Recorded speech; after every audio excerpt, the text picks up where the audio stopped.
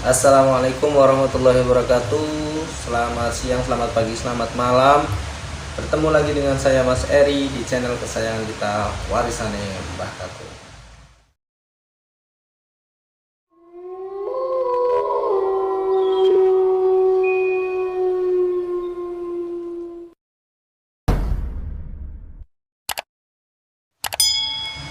Ya, pada kesempatan kali ini nanti kita akan mengulik sebuah sejarah seorang ratu yang sangat terkenal ya, khususnya bagi warga Jepara ya. Bagi yang kalian warga Jepara pasti tidak asing dengan nama ini ya. Ya, nanti kita akan mengulik sejarahnya tentang Ratu Sima atau ratu dari kerajaan Kalingga ya. Nah, nanti sebelum kita ke videonya, bagi teman-teman yang belum subscribe, yang baru mampir, silahkan klik tombol subscribe-nya, nyalakan notifikasinya, like, komen, share sebanyak-banyaknya. Dan bagi teman-teman yang sudah subscribe, saya ucapkan terima kasih. Saya doakan panjang umur, sehat selalu ya. Support kita terus agar kita semakin semangat bikin kontennya ya. Nah, langsung saja kita ke videonya. Nama Ratu Sima pasti sudah cukup dikenal di kalangan warga Jepara khususnya ya.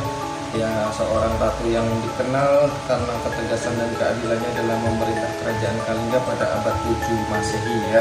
Nah, Ratu Sima merupakan penguasa kerajaan Kalingga yang terletak di pantai bagian utara Jawa Tengah, yaitu di sekitar Jepara dan sekarang ya. Ratu Sima lahir pada tahun 611 Masehi di daerah Sumatera Selatan. Dia merupakan seorang istri raja dari kerajaan Kalingga itu sendiri awalnya ya.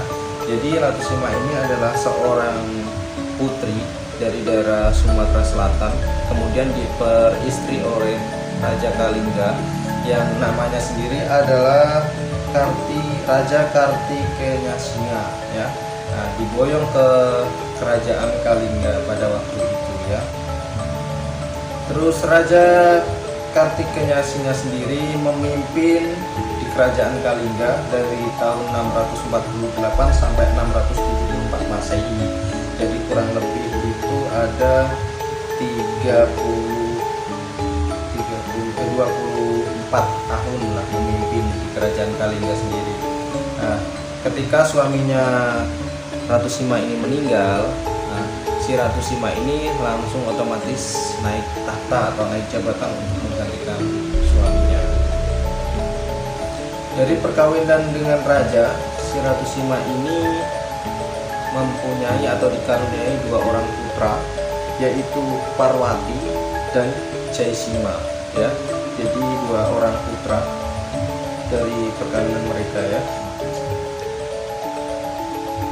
Berdasarkan dokumentasi surat menyurat milik kekhalifahan Bani Umayyah yang disimpan di Museum Granada Spanyol, diketahui jika Khalifah Utsman bin Affan ketika itu sempat mengutus armada lautnya yang dipimpin Muawiyah bin Abu Sufyan untuk melakukan ekspedisi mengenalkan Islam ke daratan Cina termasuk ke Nusantara atau kepulauan Indonesia tempo dulu.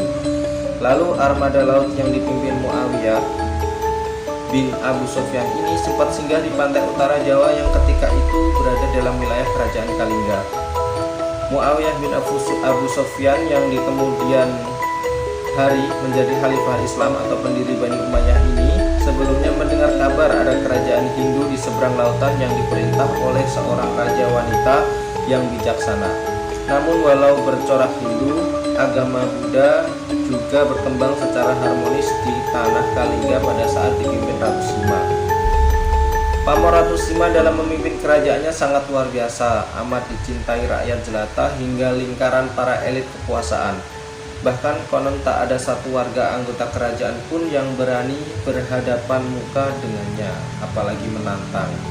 Ya, jadi ketika Ratu Sima ini memimpin, dia itu sebagai tokoh raja yang humble atau yang ya fleksibel lah bagi warganya, bagi rakyat-rakyatnya. Jadi bukan cuma kalangan elit, tapi bagi kalangan rakyat jelata pun Ratu Sima ini sangat disayangi oleh rakyatnya ya.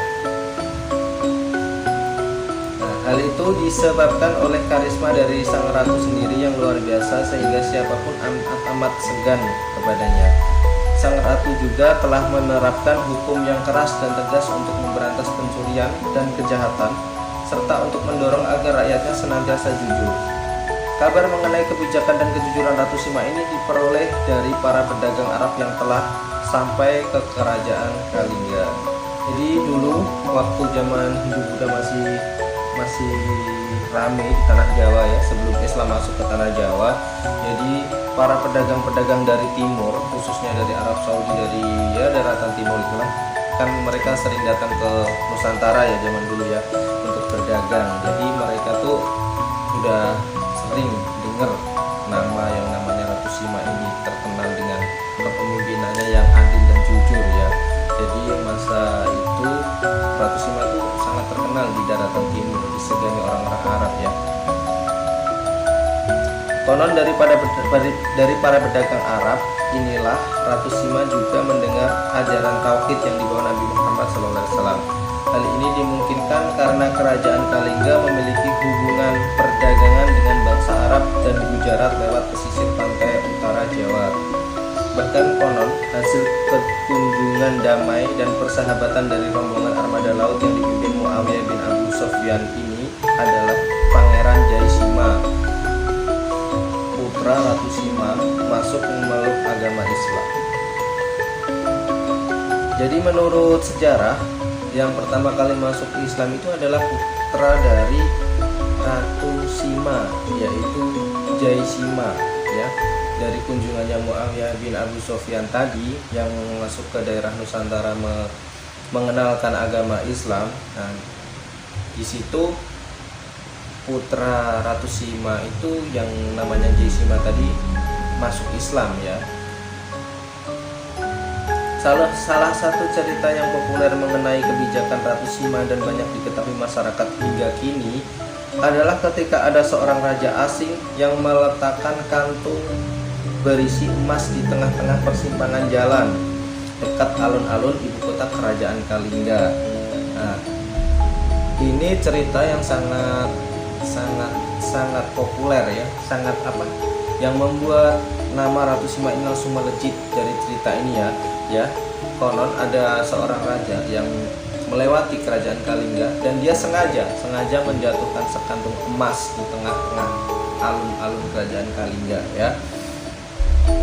Raja asing tersebut melakukan hal itu karena dia mendengar kabar tentang kejujuran dari rakyat Kalingga dan berniat menguji kebenaran kabar itu. Tidak seorang pun berani menyentuh kantung yang bukan miliknya itu selama lebih dari 3 tahun.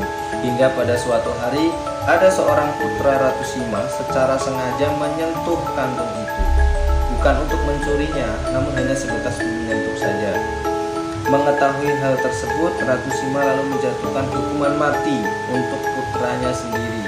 Akan tetapi, para pejabat dan menteri kerajaan memohon agar sang ratu mau mengurungkan niatnya itu dan mengampuni sang pangeran. Maka Ratu Sima pun menjatuhkan hukuman memotong satu ruas jari tangan sang pangeran.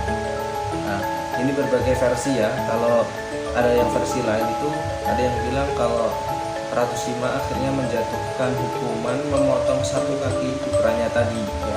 Kalau di sini diceritakan memotong satu ruas jari kaki yang dipotong jarinya. Nah, jadi beda-beda versi ya guys ya.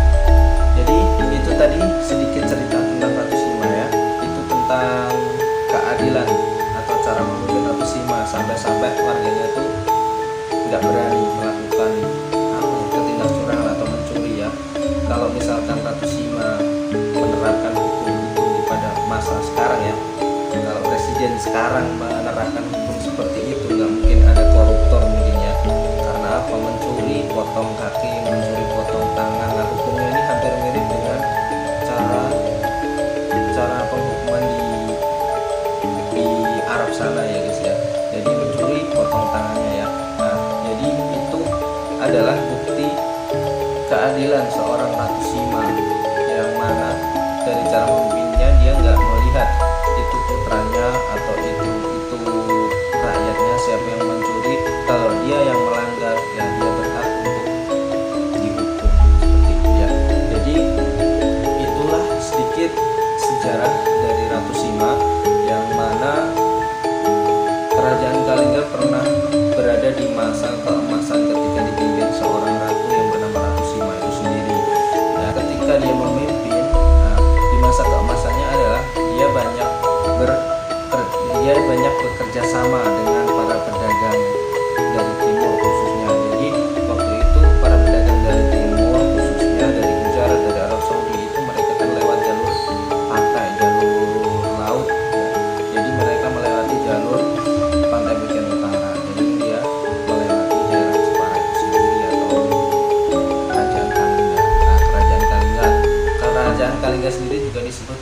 Keling.